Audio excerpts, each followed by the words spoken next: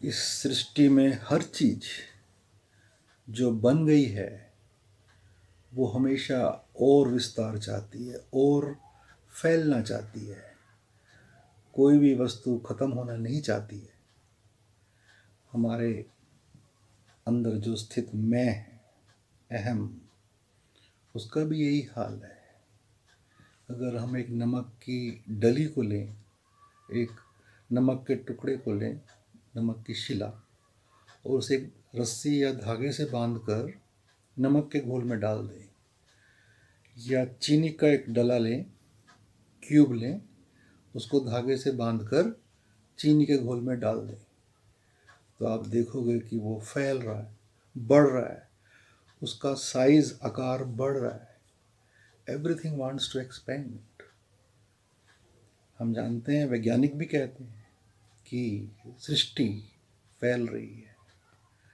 ये कॉस्मोस, ये ब्रह्मांड विस्तार की ओर उन्मुख है। तो हमारी जो ईगो है, मैं, वो भला क्यों नहीं फैलेगी? हम सब आगे बढ़ना चाहते हैं, विस्तार चाहते हैं, अधिक से अधिक चाहते हैं, अधिक मार्क्स, अधिक धन, अधिक संपत्ति, अधिक नाम, अधिक यश, अधिक ज्ञान। अधिक होना ही फैलाव है, कम होना सिकुड़न है, एक तरह से डिटेरिएशन है, डेथ है। तो हम सोचते हैं जीवन का मतलब है फैलना, एक्सपेंशन। इसके अंदर प्रसिद्धि भी आती है, इसके अंदर महत्वाकांक्षा भी आती है। महत्वाकांक्षा का मतलब है अपनी इम्पोर्टेंस, कि लोग मुझे टाइम दें, ध्यान दें, लाइमलाइट में रखें। जैसे कि हमें ऊंचा पद मिल जाए या कोई प्रसिद्धि वाला काम हम कर दें तो हम लाइमलाइट में आ ही जाएंगे। अगर आगे बढ़ने में कोई रुकावट है तो हताशा होती है।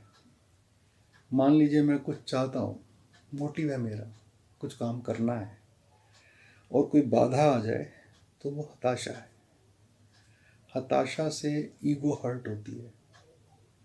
हताशा से दो निष्कर्ष हो सकते हैं, दुख या क्रोध।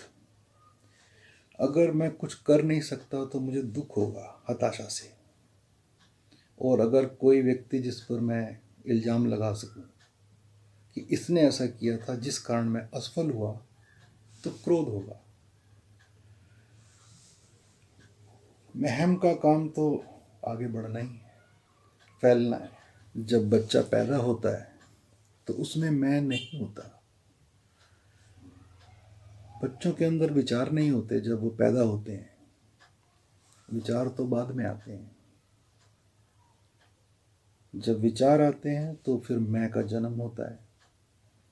बच्चा कहता है कि मैं ये चाहता हूँ, मैं ये खिलौना चाहता हूँ, मैं दूसरा खिलौना चाहता हूँ।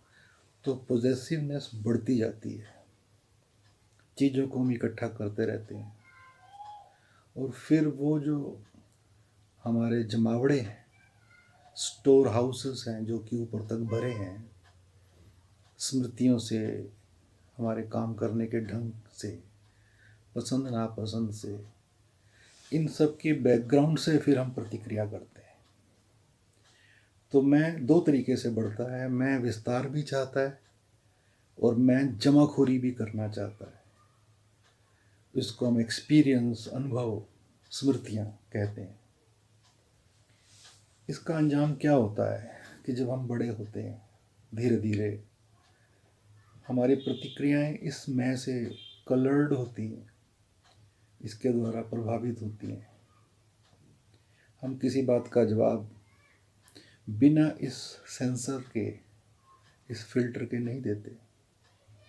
कोई भी निश्चय इस फिल्टर के बगैर नहीं करते।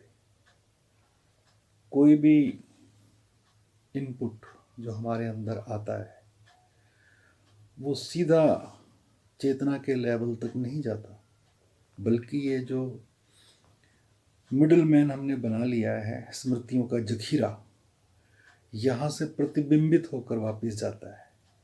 यानी हम जो प्रतिक्रियाएं करते हैं वो इस मैं के भंडार से ही करते हैं। अगर मैं का भंडार प्रयोग में ना लाया जाए तो फिर प्रतिक्रिया नहीं, क्रिया होती है। मान लीजिए आपने मुझसे किसी अच्छे ढंग से बात नहीं की या मुझे मानसिक रूप से चोट पहुंचाई, तो वो जो इनपुट है, जो मैंने सूचना प्राप्त की इंद्रियों द्वारा, उसकी प्रतिक्रिया तुरंत होगी। मैं इस मिडिल मैन को पास नहीं होने दूंगा, बाईपास नहीं होने दूंगा। अगर बाईपास होने दूं तो ये चेतना के स्तर तक जाएगी, गहराई में, जहाँ बुद्धि इसमें इसको अपने में सराबोर कर लेगी। बुद्धि में ये जब इसकी बुद्धि की चाशनी में ये डूब कर बाहर आएगी तो अलग प्रकार की क्रिया होगी, फिर प्रतिक्रिया नहीं होगी, फिर समझदारी की बात होगी, फिर उचित बात होगी। लेकिन हम वहाँ तक किसी भी इनपुट को, संवेदनाओं को पहुँचना ही नहीं देना चाहते, पहले ही प्रतिक्रिया कर लेते हैं। ये इतना तेजी से होता है कि पता ही नहीं चलता। तो जो मैं द्वारा रिस्पॉन्डिंग है वो प्रतिक्रिया है, और अगर मैं को बाईपास कर दें और चेतना द्वारा अगर ये रिस्पॉन्डिंग है तो क्रिया है। हमारे सारे संबंध जो दुनिया से हैं, जो प्रकृति से हैं, वो सारे सही ढंग से नहीं प्रतिक्रिया वाले होते, क्योंकि हम इस मिडिल मैन को, अपने अंदर की कंडीशनिंग को प्रयोग में लाते हैं। हम इस सेंसरशिप्स के आगे इनपुट को जाने नहीं देते, कोई भी विचार को जाने नहीं देते, यहीं से ही तुरंत फैसले कर लेते हैं। सेंटर तक कोई भी सूचना नहीं पहुंचती। मान लीजिए राजनीतिक क्षेत्र की बात मैं कर रहा हूँ, स्टेट वाले खुद ही फैसला कर लें, सेंटर तक पहुंचने ही ना दें, तो कुछ मामलों का तो निपटारा उचित ढंग से हो जाता है, पर सब बातों का नहीं हो सकता। अगर हम ये मान लें कि जो हमारी गहराइयों में चेतना है वो परम बुद्धि, परम ज्ञान का भंडार है, और ये सच है, तो जो वहाँ से प्रतिक्रिया आएगी वो गलत नहीं हो सकती, वो सर्वथा उचित होगी, उपयुक्त होगी।